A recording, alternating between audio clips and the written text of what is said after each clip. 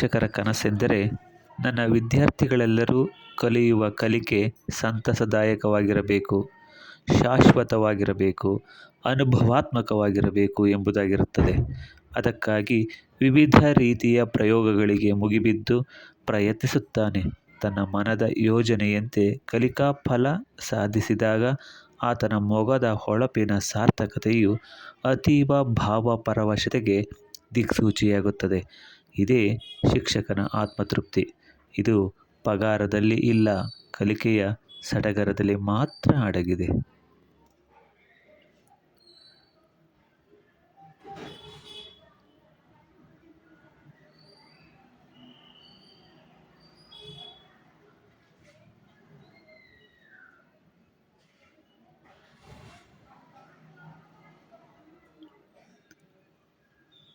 ICT ಆಧಾರಿತ ಕಲಿಕೆಯು ನಮ್ಮೆಲ್ಲರಿಗೂ ಸಂತಸ ತಂದಿದೆ. ಮಕ್ಕಳಲ್ಲಿಯೂ ಖುಷಿ ತುಂಬಿದೆ.